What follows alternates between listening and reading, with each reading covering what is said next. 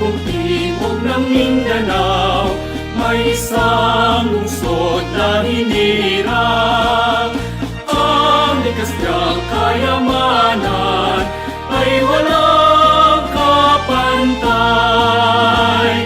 Mga bundok, dagat, lupain, laging sagana sa pagkain.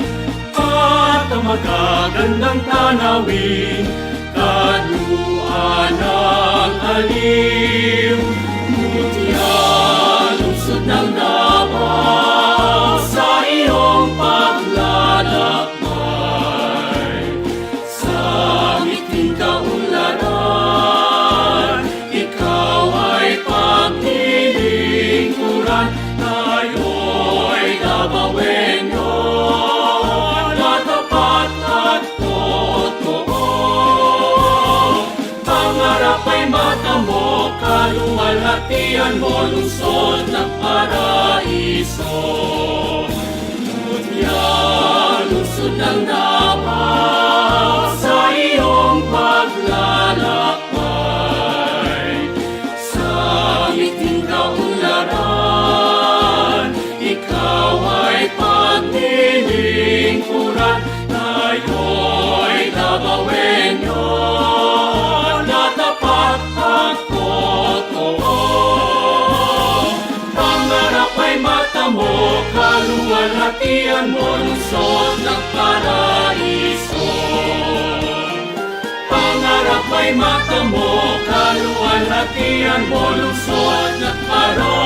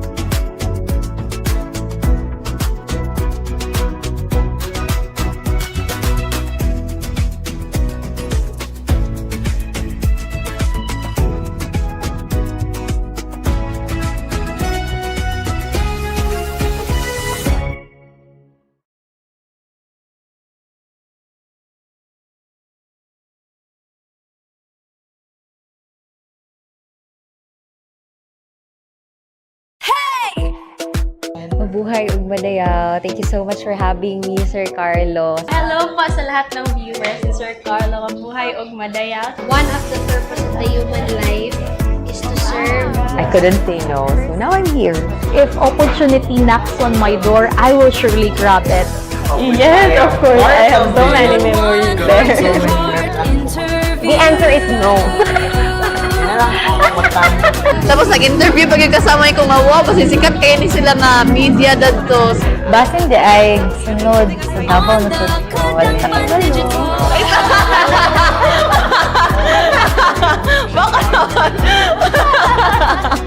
I will not be the dreamer that I am today, sir, without their support. Kaya nagapadayon kong dream, kaya nagapadayon mo po silang support.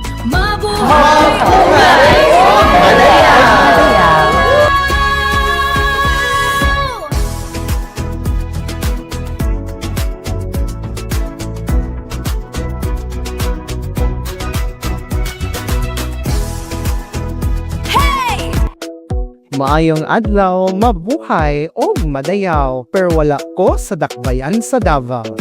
And we are here once again for another edition of our one-on-one heart-to-heart interview here on the Kadangpan Digital Facebook page, YouTube channel, and the Kadangpan Digital Network Facebook page. Let's not wait further ado because this is the much-awaited interview together with the concurrent Miss Iligan Tourism 2025. But of course, she will also compete for the up-and-coming Mutya ng Pilipinas national pageant representing the land of majestic waterfalls, Iligan City, Lanao del Norte. Ladies and gentlemen, Faith Izzy Bengil, mabuhay ug madayaw. Hi, sir, and welcome to Iligan City. And it's your third time? Fourth? The nth time. Nth time. So sorry. I'm just really grateful na napunta diri kayo, knowing na you have been very supportive since Miss Iligan 2024 and 2025. Yeah. Thank you so much for having me po. Yes, thank you so much despite you're very busy with your commitments in relation to your pageantry and also mga engagements with many people within Iligan. But kumusta naman ang imong role? Actually, I'm still the same po. However, I'm put into a pedestal na dapat, people look up to you. So you have to be your best self always. At the same time, right now, I am focused on my academics since last year, napag-iwanan. But I'm really grateful that I've got to take a rest and puhon mag-resume na po on November. Yay! So, timely nga nahitabo na karon kay na-busy naman po because I hadn't catched up with you since your crowning at Miss Iligan Tourism, but still, give ample time to join me while my stay in Iligan is just simple but sweet. But anyway, let's have faith in asking you questions because this is just a casual conversation. Yes. Andad naman ta aming pasarela training so mga Q&A trainings, but this is a no holds barred conversation kay a lot of Iliganons and non-Iliganons had asked for this. Nobody asked this, but probably what is your childhood dream? Actually, it's really hard not to think about it since I have really lots of childhood dream, Jud.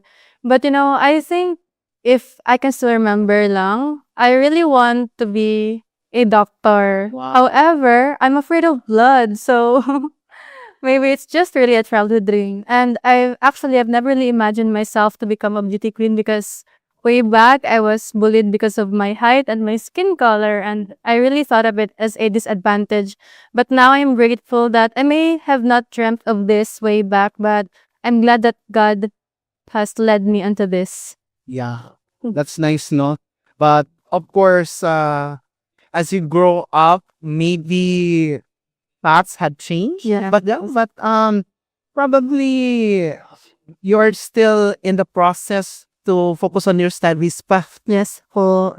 However, since nagpasok naman ko sa world of pageantry, I know that there's a lot of consequences and you cannot serve two masters at the same time. So you really have to manage your time and put one thing, like yung priority first. Is it today, pageant ba yung focus mo? And tomorrow, akads naman. Like, balance lang yun.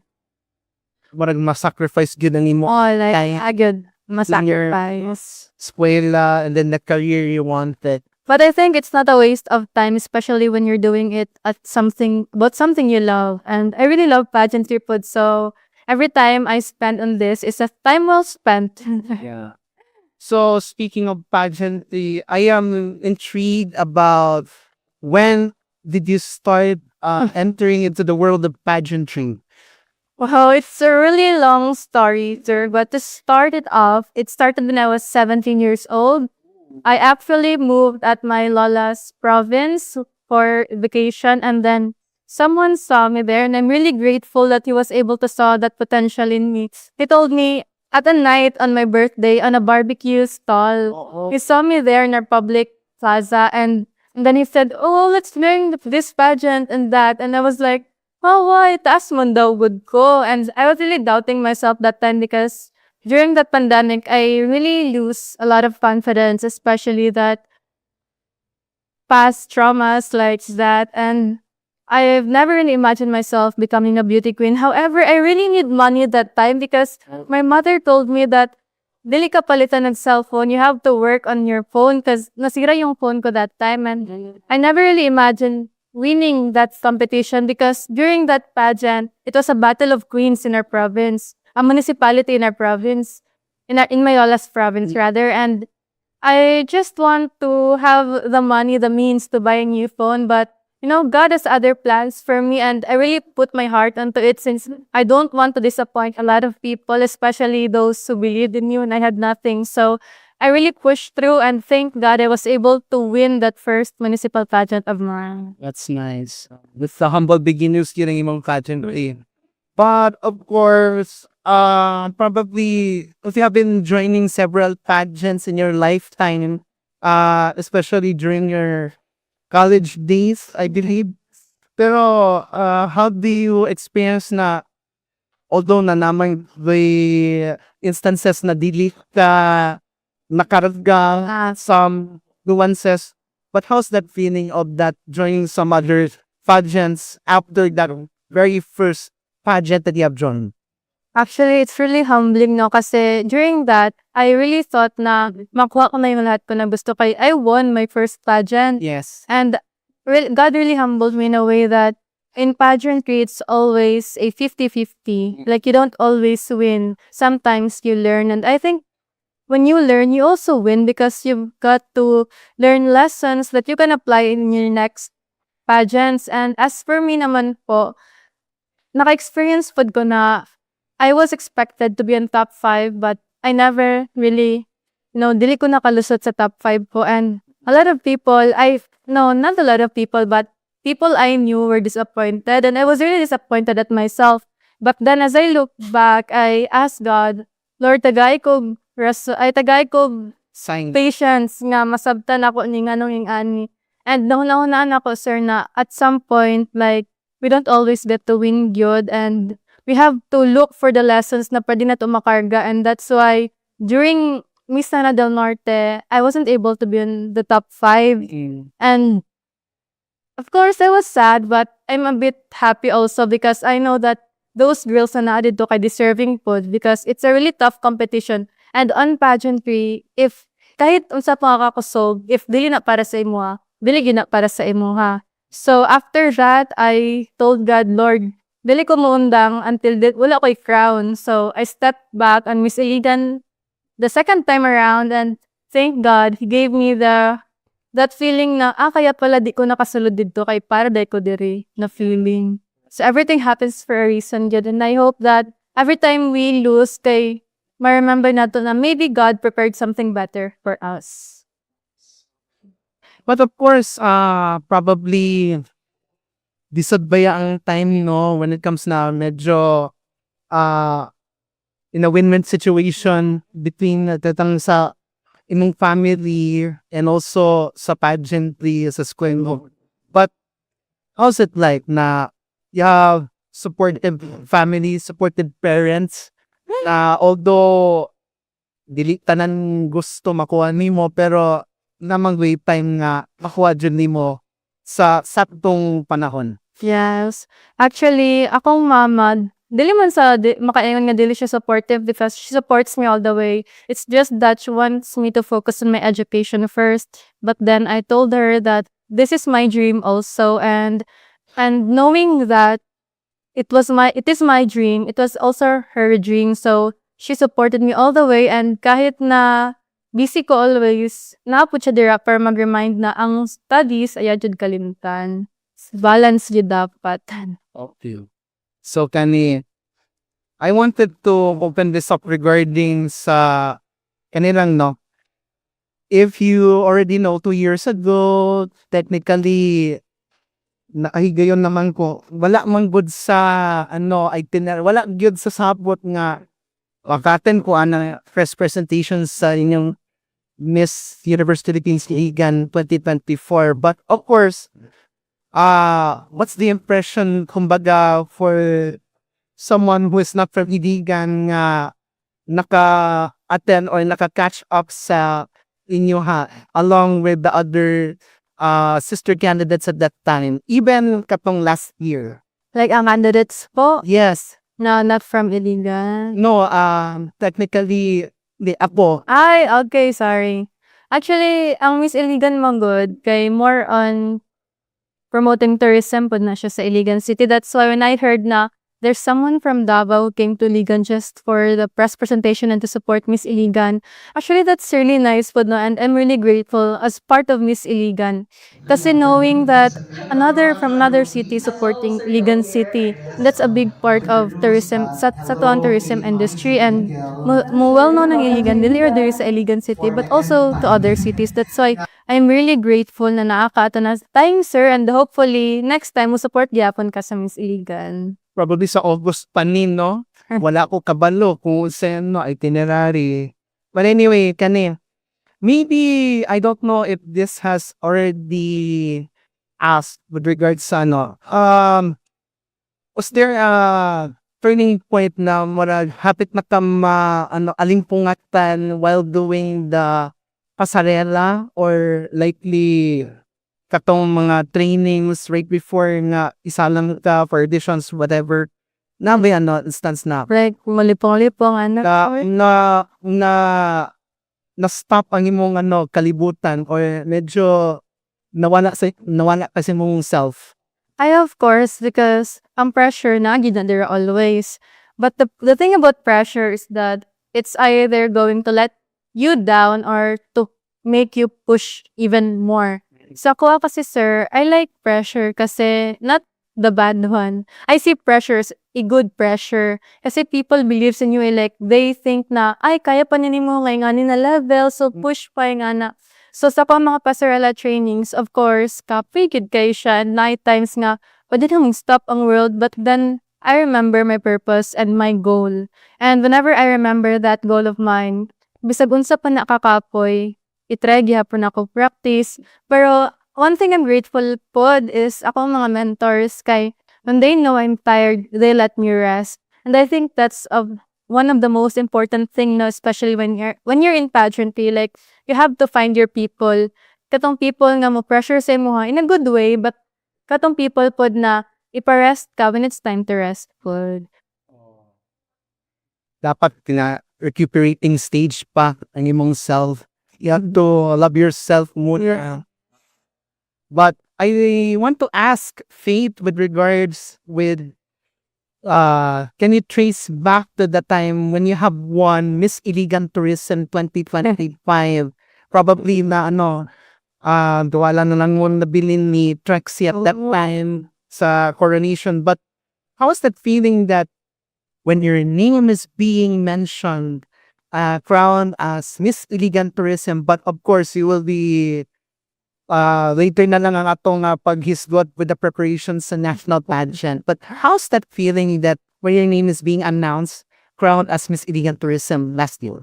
Actually, katong time nag-hold hands sa ni Trixie, I'm just really grateful to be there with her. Trixie is like a sister to me during our Miss Iligan. sabay-sabay kami and we treat each other as sister. Kami tanan man gyud.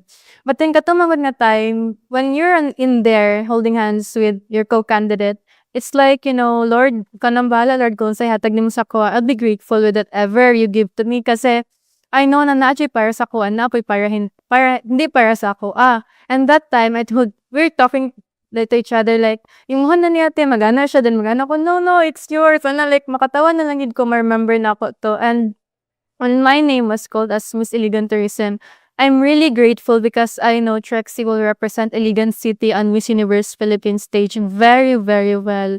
I know her good. And, napoy times nga, of course, as human as we are, masad yun at some point because, you're in there like one step na lang. Pero I remained calm and remind myself that I am grateful to be here and this is a win. And whatever, like, kung kinsa man and I really told myself, kung kinsa man ang ma-crown sa Mutya, wala ko man good giingon sa mo as sir if, kung kinsa ma-tourism, siya nang mamutya. So I really prayed to God, like, during our holding hands, like, Lord, tagayer jud tog isa ka crown. So katong gitawag ko sa Miss Tourism, okay lang sa ko, happy gyud ko ato. And after ato, dito na ko nag-start kulba katong gipabalik na mitanan for Mutya cause I was really praying for Mutya pod. Yes. And during the screening pa lang, it felt like sa Mutya gid ang calling na ko, sir. That's why grateful gid kay ko sa Miss Iligan. But of course, a lot of opportunities has been given to you since you have been crowned as Miss Iligan Tourism. But of course, how well supported the city government of Iligan that given you whenever your presence is needed along the way. And even outside sa Iligan, whenever na-judging stands or hostings, kumbaga, how well supportive does the city government of Iligan? Of course, very, very supportive ang city government dito sa Iligan City, sir. And knowing na naka-represent po si Trexie sa Miss Universe and makita ang pod nato sa supportive at ang city sa Iligan, makaingon po ko nga sa ako ang judging stint man pod, sir, kay murag sa organization na siya nakahandle. Okay. And ang sa government kay for the national stage na siya diretso. So sa akong judging stint, I'm really grateful that our local director, Miss Angel, is very, very supportive po, and she always makes sure that I'm given everything, the makeup, the gown, and the transportation. Make sure jud na naa siya before ko mo-accept. That's why thank you, Miss Aileen. Yeah. Perhaps na makatambong na kukuhon another press presentation of Miss Iligan 2026. There were no. But anyway, probably it is also, I don't know if this had occurred, but nabayano, namatikdan na may mas hawad sa imo pag-abot sa panahon in your pageant journey.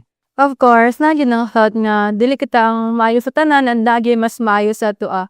But the thing about that is, just because someone is better than you doesn't mean na dili ka na maayo. You have to embrace what unsay mang ma-offer, and you have to learn your strengths as well. Kasi if mag-focus lang kasi mo ang weakness, then how will you grow as an individual? So, my advice for that is, never compare yourself lang yun because there will always be those people na mas better sa tua. But beyond that, we should focus on ourselves good because dili ta mag-focus sa life sa other tao kay ilaha man na yatua man ni. So, mas better if ingana na lang mindset. Yeah. Well, technically, also, probably there are plans nga ipaimutan ka sa Ginoo, but I don't know what will you be in the situation 5 years from now for if you would pursue in another career or you would still love pageantry the way it used to be. I think it's really amazing if one knows what their future looks like. But as for me, if I could think of my future 5 years from now, siguro, I just want myself to be happy lang yun in whatever situation I may be in, it may be in pageantry or not. Because 5 years ago, I wasn't really expecting to see myself in this situation. God really surprised me in the best way possible. And whatever I may be in 5 years from now, I trust in God's perfect timing. But a part of me still hopes that I'm still in this pageant journey. I am looking forward na basta makitaan pa kapuhon, Oo. targa, if ever, Mutya ng Pilipinas na Danao, kinanan. You might be visiting Davao soon, yes. Oo. Yeah. But anyway, kani, I am very intrigued with your preparations, and although dili pa man ready, wala pa prelims ang Mutya ng Pilipinas, but how prepared are you, because you will be competing in a national competition together with some other candidates from different cities and provinces who do not know what will happen for that competition. So how you prepared?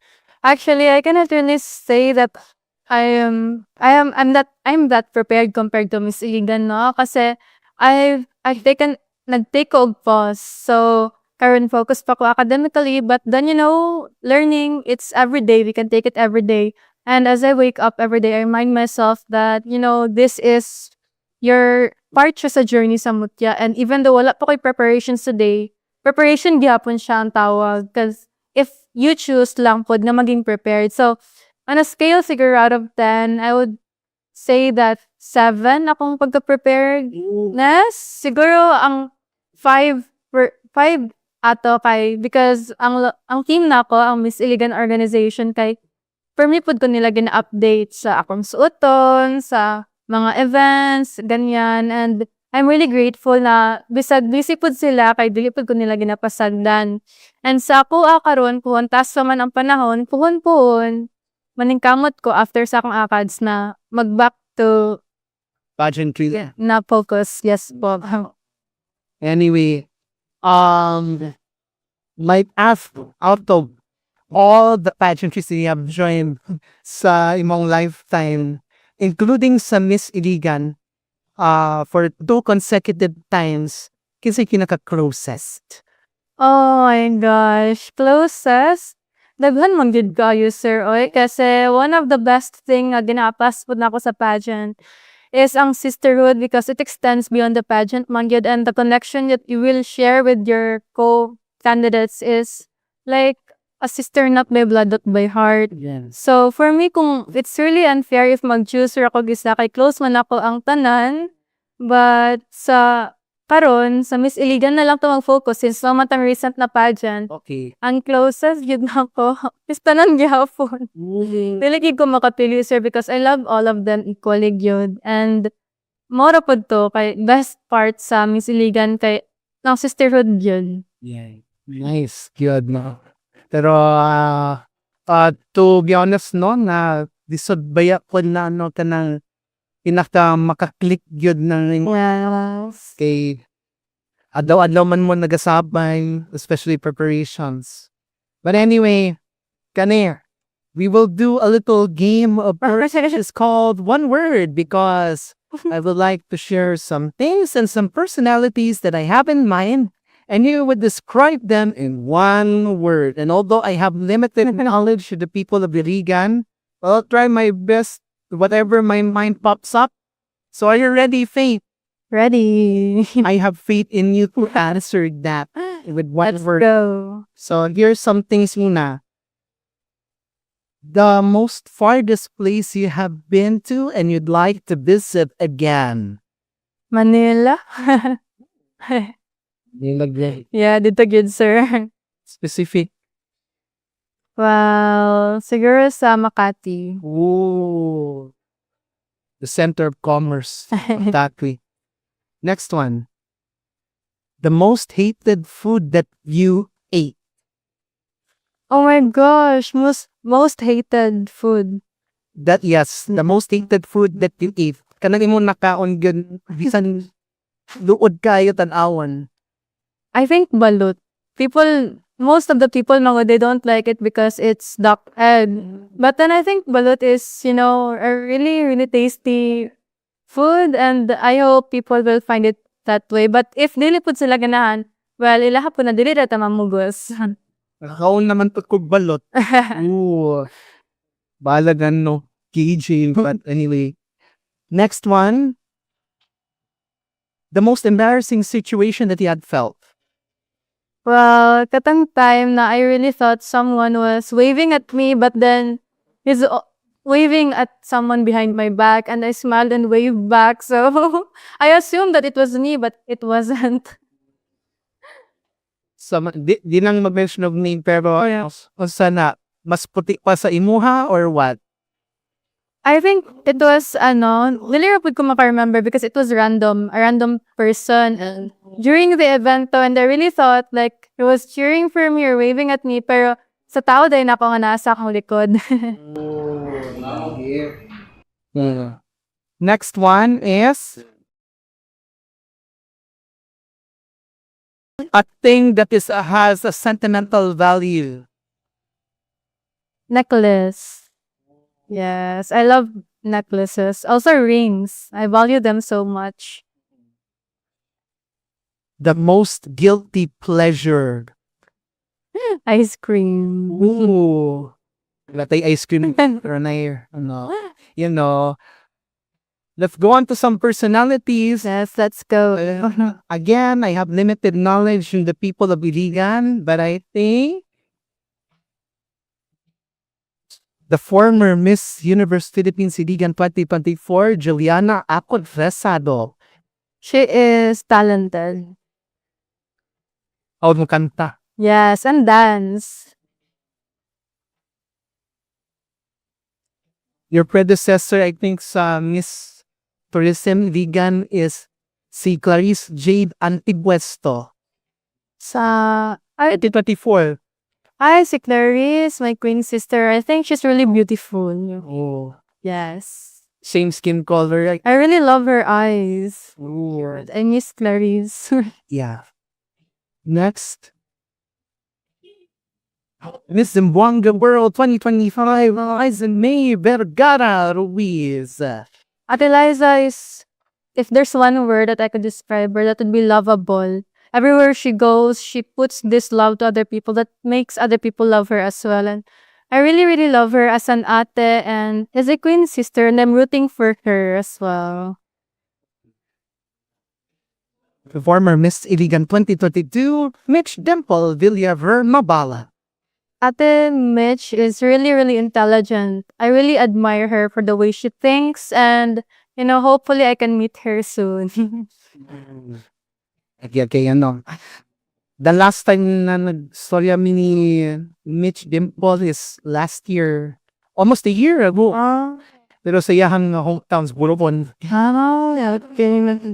Kulang na nang makabisado na na tibok igit ya. Next one is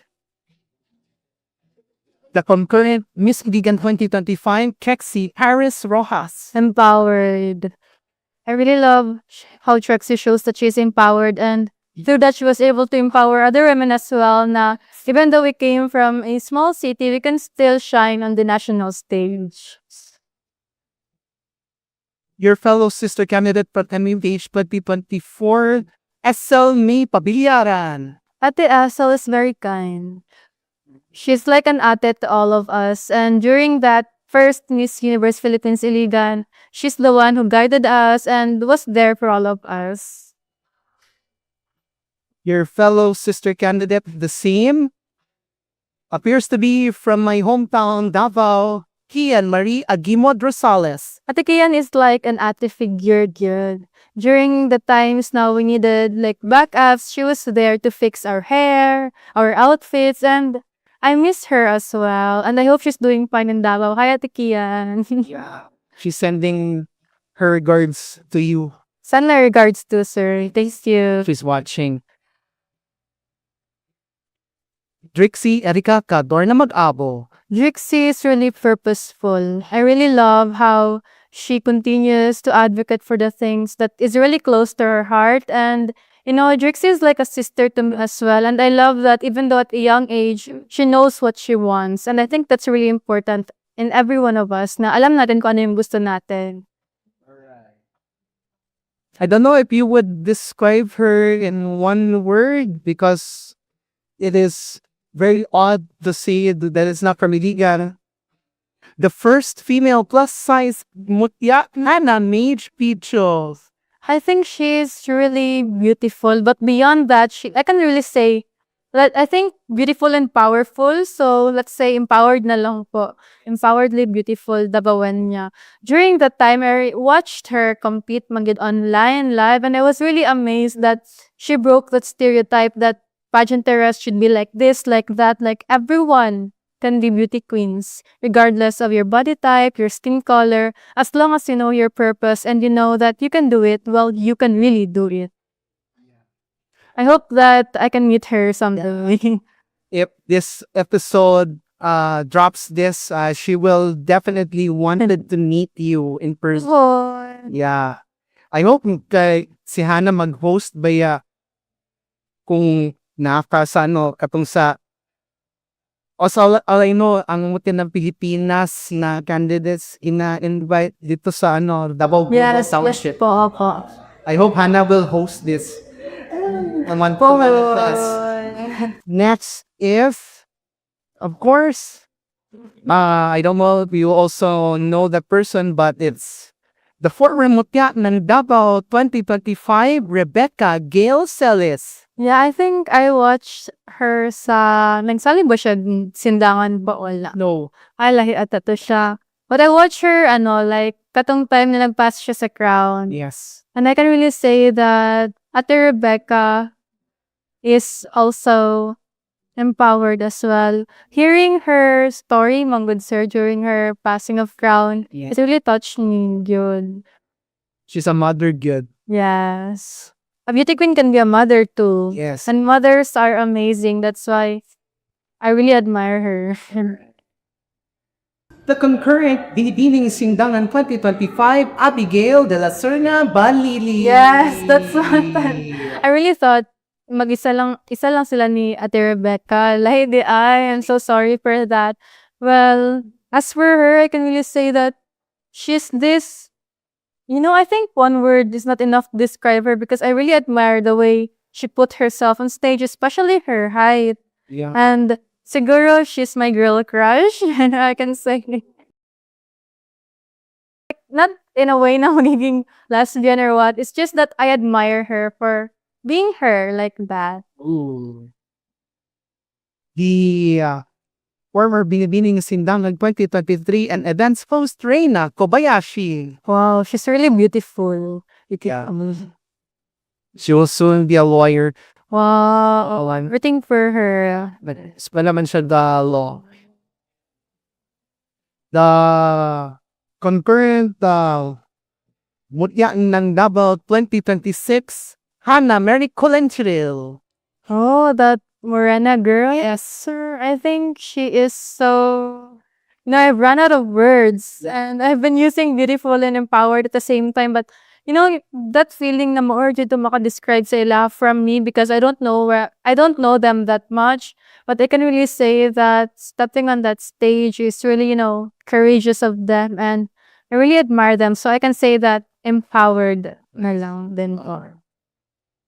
Next, my personal favorite, Pauline Amelinks. Wow, she's so eloquent. I really, really love her, the way she manages her thought, the way she speaks, and, people can easily connect to her. And, Miss Pauline Amelinks is also one of the beauty queens I really look up to. Former Miss Universe Philippines 2025, Maria Atisa Manalo. Living Barbie doll. Best thing to describe her is she's a living Barbie doll, and everyone loves her. I love her. Yeah. Wow. Human mannequin. Yes, manika.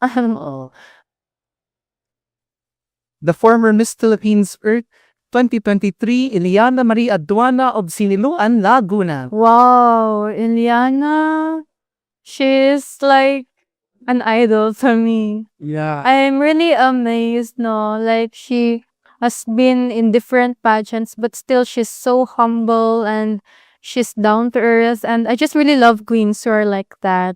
Yeah. I don't know if you would describe her, but it's here, from here, representing Annabelle McDonald. Oh, Annabelle. Miss Annabelle is also one of the people I look up to, especially an Iliganan beauty queen. And if there's one word I would describe her, that would be like purposeful. Wow. I love how she handles herself and how she's just that open to everybody, especially I've been with her on the stage and she's really kind. Nice. I love her energy. Great. Next, Miss Grand International CJ Opiaza. Oh my gosh, my Queen CJ. She's my number one, Queen CJ. And actually, during her Miss Universe Philippines 2023 journey, I am really a fangirl of hers. And when she became our Miss Grand 2024, not the first runner-up, but the real winner, Yeah. I was really crying that time because she deserved all the best things in life. And if there's one word I would describe her, that would be queen, a true queen. Nice. Of course, concurrent Miss Grand International. Of course, it is Emma Mary Piglao. I actually met Miss Emma last in Iligan City last summer, a pageant in a birthday pageant here in Iligan City rather. And I was there to assist her, and she's really, really beautiful. She's kind, but if there's one word that I'm going to describe her, that would be glowing. She's like really, really glowing in personal, grabe, ang glowing niya. And whenever makatapad ko sa iya, I'm just so kilig to be with the Miss Grand Philippines, especially during that time. And I was really happy because I was really manifesting on my post last that hopefully she will become our winner for a back-to-back win. And she actually did. And she deserves every bit of good things in life. Next one is, I ran out of brandable that I think about, but it's the concurrent Miss Philippines 2025, Joy Mayan Barcoma. She's Josa. One word, Josa. And I really love how she's open to her thoughts online. And even though she's a bit funny at sometimes, but she knows how to be serious, especially when we talk about political things. And I think it's really important that we get to share our political views online because everything that we do is political. Yeah.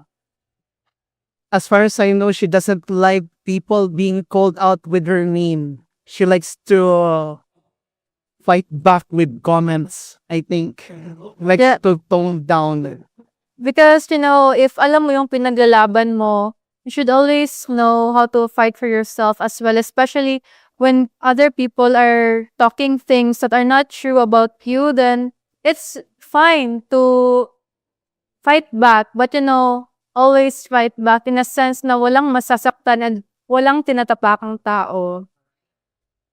Next one is the mayor of Iligan City, Frederick Siao. Very, very supportive. That's Vice Mayor of Iligan, Wekwek Uy.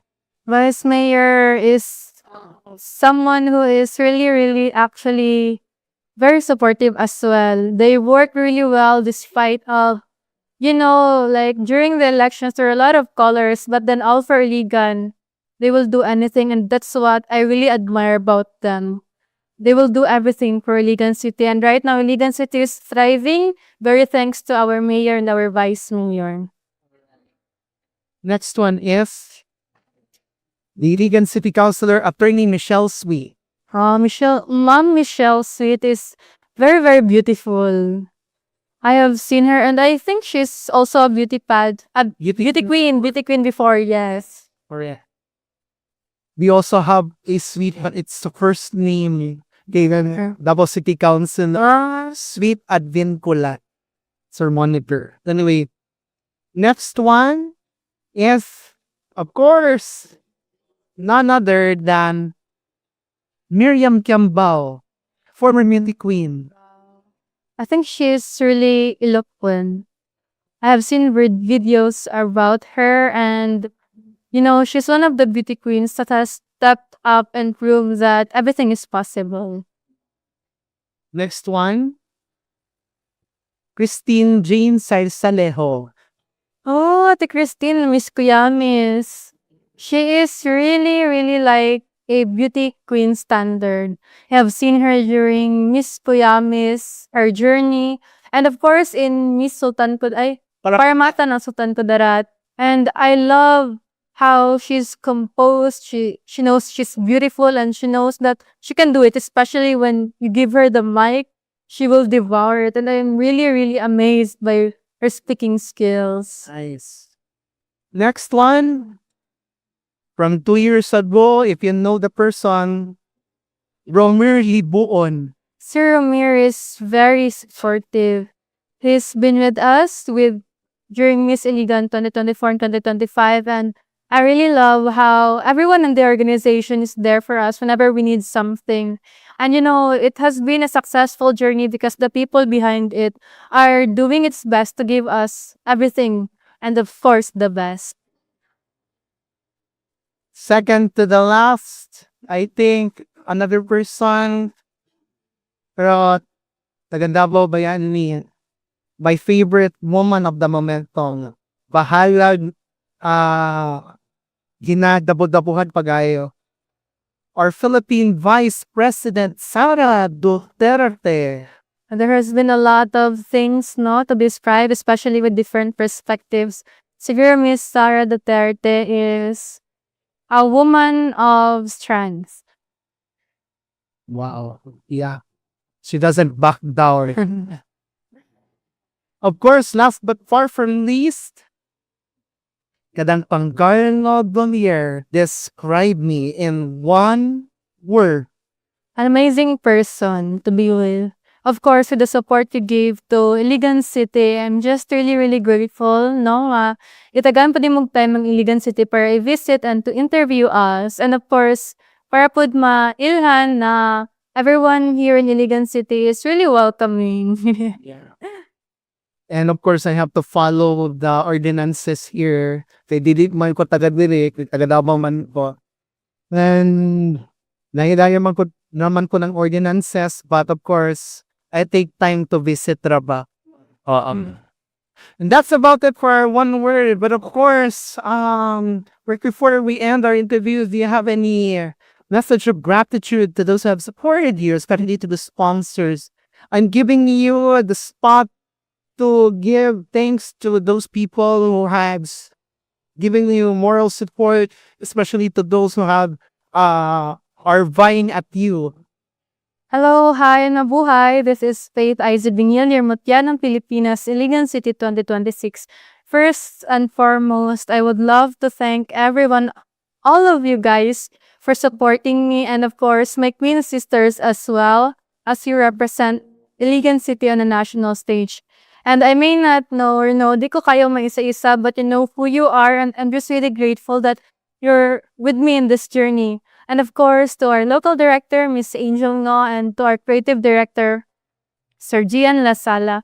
Thank you so much, because I know there are times na busy po mo for another pageant, but you always, make time to remind me and to update me about our Mutya ng Pilipinas journey. Thank you kayo, Miss A and Sir Gian. And I'm really excited to see you guys, and also to my Monarchs family, my Queen sisters, brothers, mothers. Thank you so much po to my family, friends, and of course to our local city, Iligan City. Thank you so much po for giving us this opportunity and for the continuous support of Miss Iligan. And of course to you, sir, thank you so much po for being here with me today and for making time to interview us and for visiting Iligan. And I hope that there will be a lot of more time for you to visit again.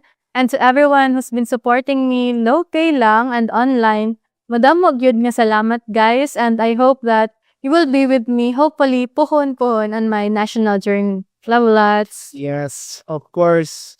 As far as I know, murag kapito na ni kahigayon ng kabisita kong Iligan. Yes. But I lost count, to be specific. And just right before I would like to wrap things up, I think this is time that I would read this certificate of appreciation. Tapos nag-effort na baya ko kay mabalon na ka. So here it is. I'm giving my time to read the certificate of appreciation. This certificate of appreciation is hereby given to Faith Izzy Bengil, the Miss Iligan Tourism 2025 and Mutya ng Pilipinas, Iligan City 2026, for the invaluable and heartfelt contribution in the sharing of stories and experiences during the Kadangpan Digital's one-on-one heart-to-heart interview program. Given this very day, the release of the broadcast, the 31st of May 2026, at the Aroma Coffee Lounge, Iligan City. Signed by me, and it's for you. Thank you so much, sir. Thank you, Kadangpan Digital. Gisod ba yung mangita o picture? Anong backpack?